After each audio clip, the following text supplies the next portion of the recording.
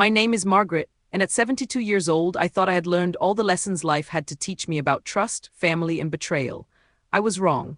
The hardest lesson came after I lost my husband of 48 years, when the people I trusted most revealed who they truly were beneath their masks of love and concern.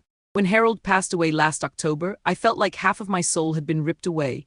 We had built our life together from nothing, weathering every storm that came our way. Harold was my anchor, my protector, my best friend. Without him, I felt adrift in a world that suddenly seemed too big and too cold for a woman my age to navigate alone. My son David and his wife Sarah appeared to be my lifeline during those first devastating weeks. David held my hand at the funeral, whispering that I would never be alone, that they would take care of everything. Sarah brought casseroles and tea, sitting with me through the long afternoons when the silence in the house felt like it might swallow me whole. For the first time since Harold's death, I felt like maybe, just maybe, I could survive this. But grief, I learned, makes you vulnerable in ways you never expect. It strips away your defenses and leaves you desperate for any kindness, any sign that you still matter to someone in this world. I became dependent on their visits, their phone calls, their reassurances that I wasn't completely alone. I stopped making decisions about my own life, deferring to David about everything from my finances to what I should eat for dinner. Harold and I had always been private about our affairs. We lived modestly, drove older cars, shopped at reasonable stores. We didn't believe in showing off or flaunting what we had worked so hard to build. Our house on Maple Street was a comfortable two-story colonial that we had purchased 45 years ago for $28,000. Over the decades, Harold had meticulously maintained and improved it, turning it into something beautiful and solid.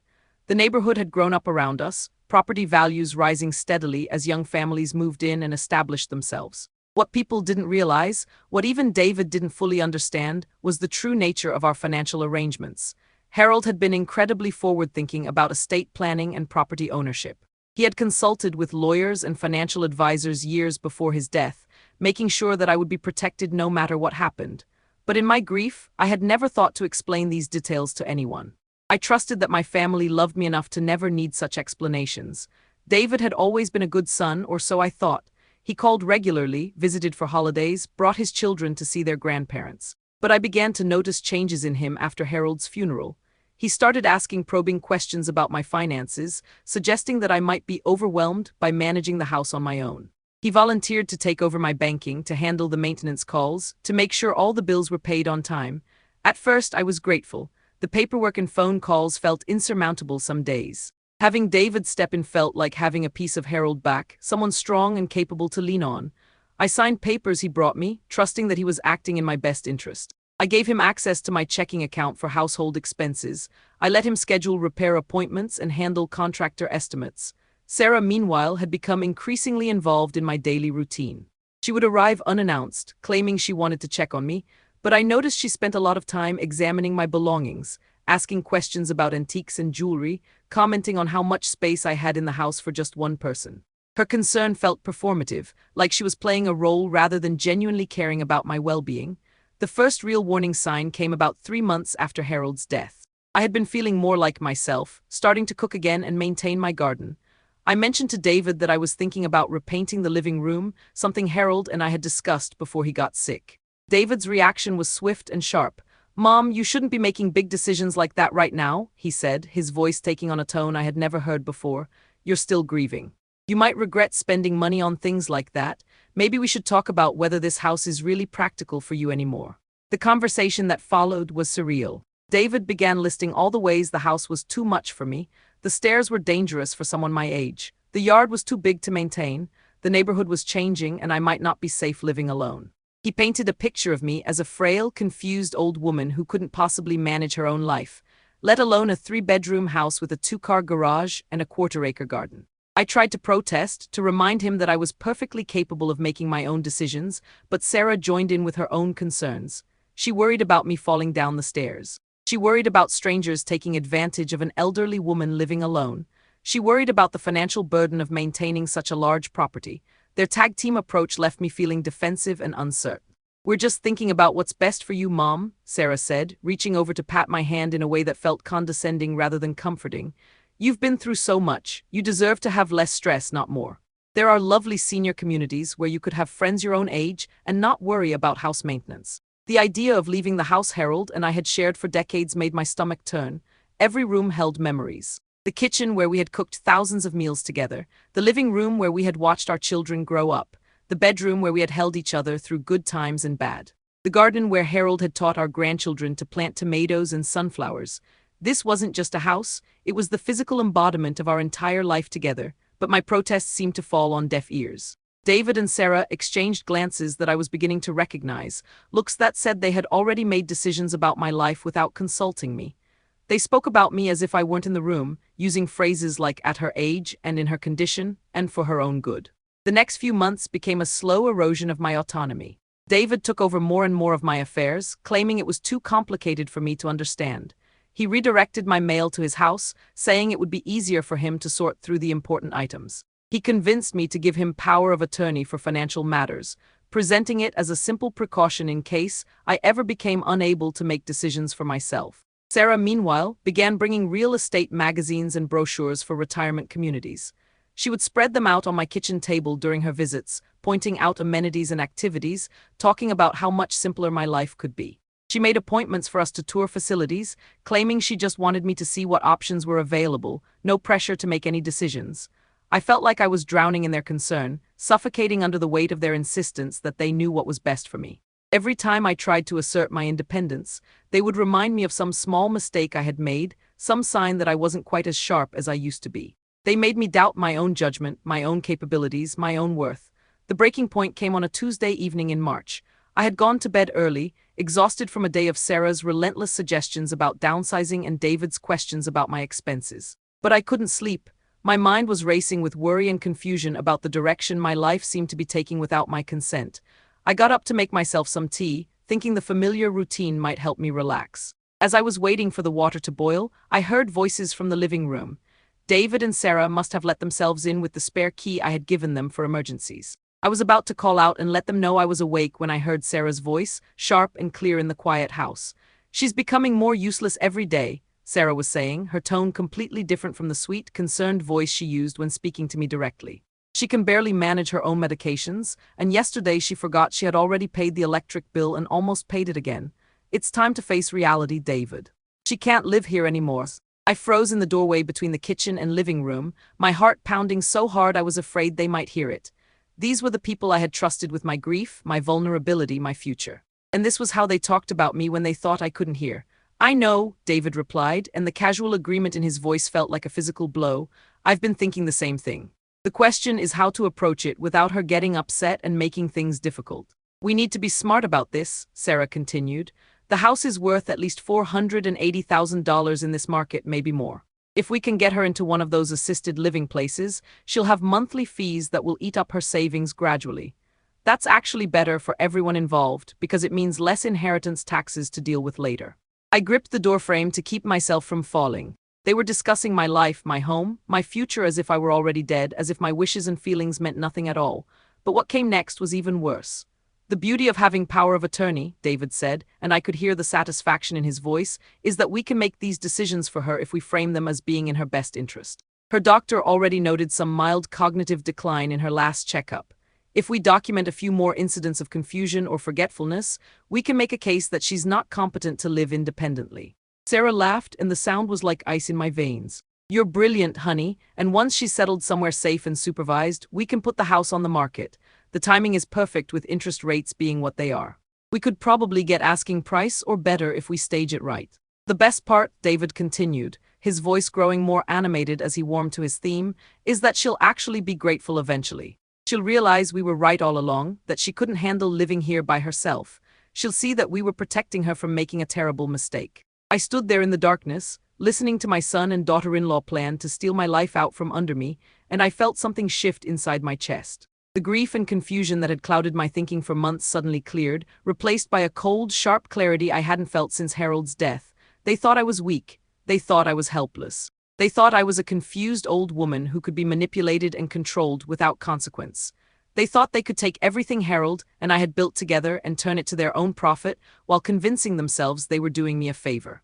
They had no idea what they were dealing with. I crept back to the kitchen and stood there in the darkness, my mind racing as I processed what I had overheard. The shock was giving way to something else, something much more dangerous. I thought about Harold, about how he had always told me I was stronger than I knew, tougher than I looked. I thought about all the battles we had fought together, all the challenges we had overcome through careful planning and determination. I thought about the documents Harold had made me promise to keep in our bedroom safe, the papers he had insisted I understand, even though they seemed unnecessarily complicated at the time. I thought about the conversations we had had with his lawyer, the careful provisions Harold had made to protect me and our assets no matter what the future might bring. Most of all, I thought about the truth that David and Sarah had never bothered to learn, the reality they had never considered because they were too blinded by their own greed and assumptions. I heard them moving around in the living room, their voices lower now as they continued their planning. I heard David mention calling a realtor friend of his who could give them an informal assessment of the house's value. I heard Sarah suggest they start researching the legal requirements for involuntary commitment to assisted living facilities. They were making lists. They were dividing up responsibilities. They were treating my destruction as a project to be managed efficiently. I waited until I heard them leave, until I heard David's car pull out of the driveway. Then I walked calmly to my bedroom, opened the safe Harold had installed behind our wedding photo, and pulled out the file folder I had hoped I would never need. The documents inside told a very different story from the one David and Sarah were assuming. Harold had been meticulous in his planning, working with estate attorneys and financial advisors to create a structure that would protect me and our assets from exactly this kind of exploitation. The house on Maple Street was not owned by me personally, as David believed. It was held in an irrevocable trust that Harold and I had established 15 years earlier, with me as the sole beneficiary for life and our grandchildren as the ultimate inheritors. David had no legal claim to the property whatsoever, and any attempt to sell it without proper authorization would constitute fraud. More importantly, the trust was managed by a corporate trustee, a bank's trust department that Harold had specifically chosen because they had no personal relationship with our family. They couldn't be charmed or manipulated or convinced to act against my interests. They were bound by law to protect the trust assets and ensure they were used solely for my benefit. David's power of attorney, which I had signed in my grief and confusion, was limited in scope and specifically excluded any authority over trust assets. It allowed him to help with routine bill paying and medical decisions, nothing more. The idea that he could use it to force me into assisted living or sell my house was pure fantasy, but there was more. Harold had also established what he called our security fund, a separate investment account that he had quietly built up over the years without telling anyone, including David. This account, worth nearly $200,000, was designed to give me options if I ever found myself in exactly this situation. I spent the rest of the night reading through every document, every provision, every safeguard Harold had put in place. By morning, I understood exactly what I was dealing with and exactly what I needed to do. The first call I made was to James Morrison, the estate attorney who had helped Harold structure our affairs. It had been several years since we had spoken, but he remembered me immediately and expressed his condolences about Harold's passing. When I explained what had been happening, the tone of his voice shifted from friendly to professional. "Mrs. Patterson," he said, "what your son is attempting to do is not only legally impossible, it borders on elder abuse. The documents your husband created make it very clear that you have complete control over your living situation and that the trust assets are protected from this kind of interference." Mr. Morrison suggested we schedule a meeting to review everything and discuss my options. He also recommended that I document any further attempts by David or Sarah to pressure me or manipulate me into making decisions I didn't want to make. The second call I made was to Rachel Henderson, the trust officer at First National Bank who managed our trust account. She was equally concerned when I explained the situation and assured me that no one could access or alter the trust without proper documentation and court approval. "Mrs. Patterson," she said, "I want you to know that we take our fiduciary responsibility very seriously. If anyone contacts us claiming to have authority over your trust, we will require extensive legal documentation, and we will notify you immediately of any such contact." Armed with this information, I began to plan my response. David and Sarah thought they were dealing with a helpless old woman who could be easily manipulated. They were about to discover that they had seriously underestimated their opponent. Over the next few weeks, I played my part perfectly. I continued to act confused and overwhelmed when they brought up the subject of moving. I let Sarah think her arguments about safety and practicality were beginning to sway me. I allowed David to believe his concerns about my cognitive abilities were well-founded. Meanwhile, I quietly gathered evidence of their true intentions. I began recording our conversations using a small digital recorder Mr. Morrison had suggested I purchase. I kept detailed notes of every attempt to pressure or manipulate me. I documented every lie they told, every exaggeration of my supposed limitations, every scheme they proposed for taking control of my life. The The breakthrough came when Sarah made the mistake of involving her sister Linda in their plans. Linda was a real estate agent, and Sarah asked her to drive by the house and give her an unofficial assessment of its market value. Linda, who had always been more honest than her sister, was uncomfortable with the secretive nature of the request. Linda called me directly, explaining what Sarah had asked her to do and expressing concern about whether I was really planning to sell. During that conversation, I learned that Sarah had told Linda I was losing my mind and couldn't be trusted to make rational decisions about my living situation. That phone call was the final piece of evidence I needed. Sarah wasn't just planning to steal my house, she was actively destroying my reputation to justify her actions. She was telling people in the community that I was mentally incompetent, creating a narrative that would make her theft seem like a kindness. I decided it was time to spring my trap. The next time David and Sarah came to visit, I was ready for them. I had arranged for Mr. Morrison to be available by phone, and I had Rachel Henderson on standby as well. I had my evidence organized and my facts straight. They arrived on a Saturday afternoon, armed with new brochures for retirement communities and a folder full of paperwork they wanted me to sign. Sarah had brought her laptop to show me virtual tour of assisted living facilities. David carried a briefcase that I suspected contained documents related to selling the house. "Mom," David said, settling into Harold's old chair with an air of authority that made my blood boil, "Sarah and I have been doing a lot of research, and we think we found the perfect solution for your housing situation." Sarah opened her laptop and began showing me pictures of a facility called Sunset Manor, explaining all the wonderful amenities and activities available to residents. "The rooms were small but cozy," she said. "The staff was trained to help with medications and daily activities. There were organized social events and transportation to medical appointments. The best part," Sarah continued, "is that it's only 20 minutes from our house, so we can visit you all the time. You'll have so much less to worry about, no maintenance or yard work or bills to manage." David pulled papers from his briefcase and spread them on the coffee table. "I've already contacted a realtor friend of mine who can help us get the house ready to sell. The market is really hot right now, Mom. We could probably get well above asking price if we move quickly." I looked at the documents he was showing me. They included a listing agreement for the house, applications for Sunset Manor, and various forms designed to transfer more of my financial authority to David. I recognized some of them as documents that would give him access to accounts and assets that were currently protected. "This is all happening very fast," I said, keeping my voice carefully uncertain.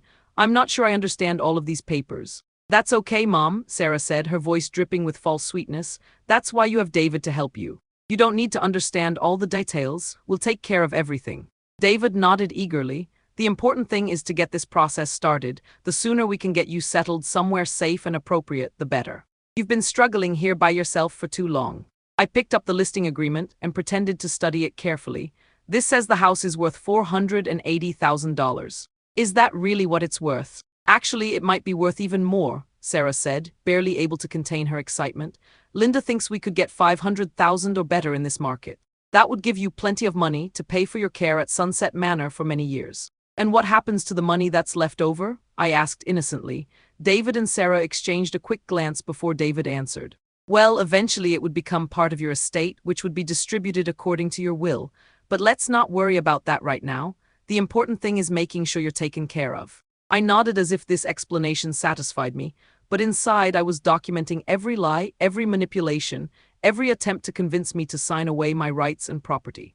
"Before I sign anything," I said, "I think I should probably call Harold's lawyer and make sure I understand everything correctly."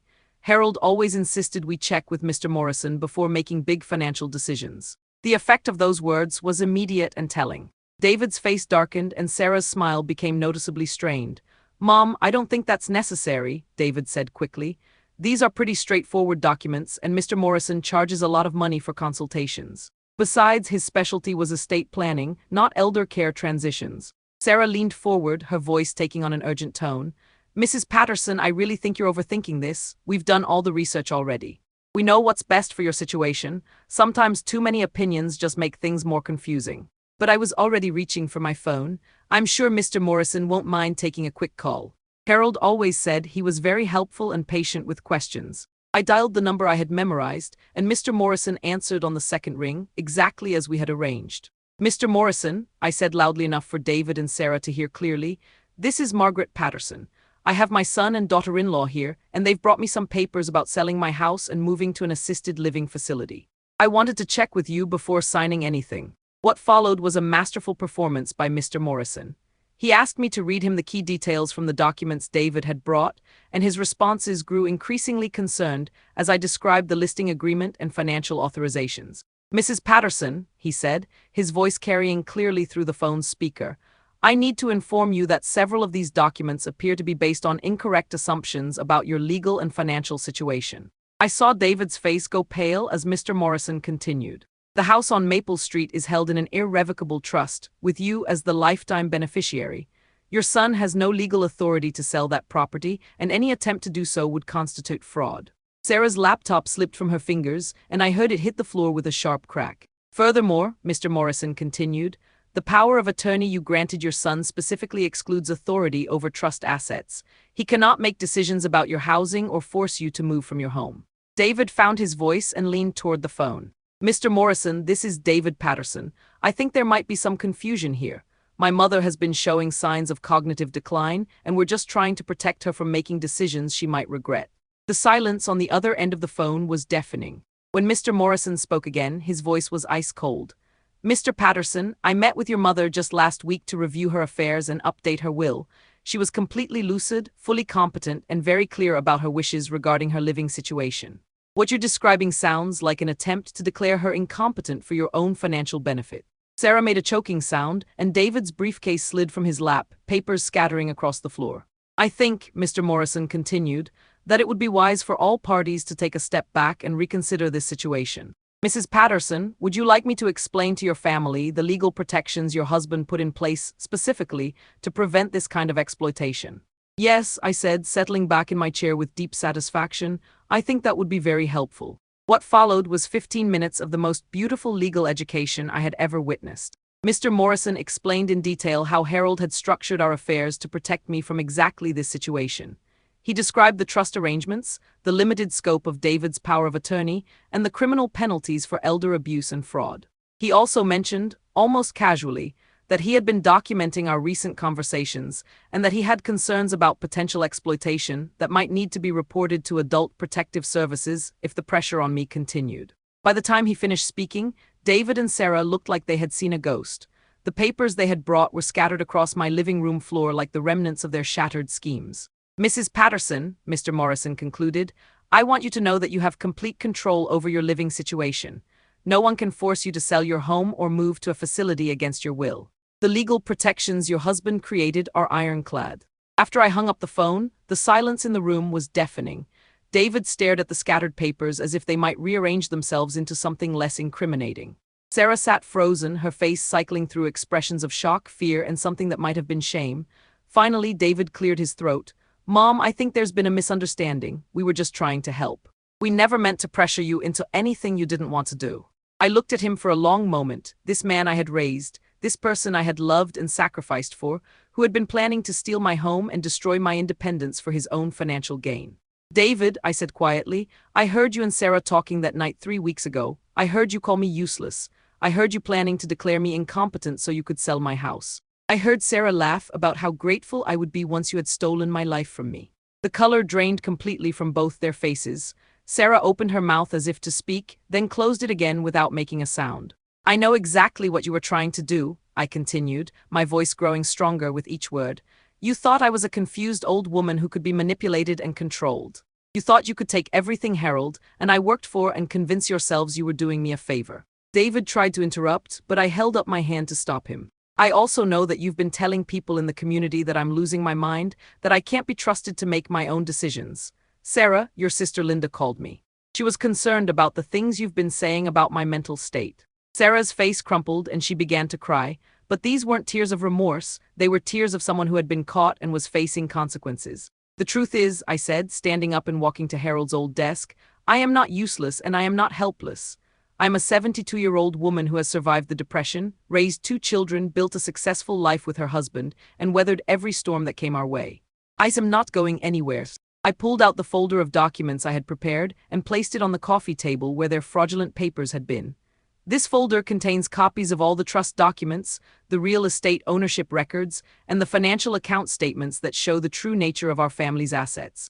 It also contains recordings of our conversations over the past few weeks, including your discussions about declaring me incompetent and selling my house. David's face went from pale to gray. Mom, you can't. You wouldn't, sir. I wouldn't what? I asked. Wouldn't protect myself from theft and exploitation, wouldn't defend the home and life Harold and I built together, wouldn't stand up to people who called me useless and planned to steal from me.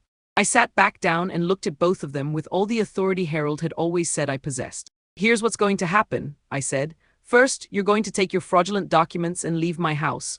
Second, you're going to stop telling people that I'm mentally incompetent or unable to care for myself. Third, you're going to return the spare key you've been using to enter my home without permission. Sarah was sobbing openly now, but David was trying to salvage something from the wreckage of their scheme. Mom, please, let's talk about this reasonably. Maybe we got a little ahead of ourselves, but we really were trying to help. You have to admit you've been struggling since Dad died. We were just worried about you. I laughed and the sound surprised even me. It was Harold's laugh, the one he used when someone underestimated him in business negotiations. David, you haven't been worried about me. You've been worried about your inheritance.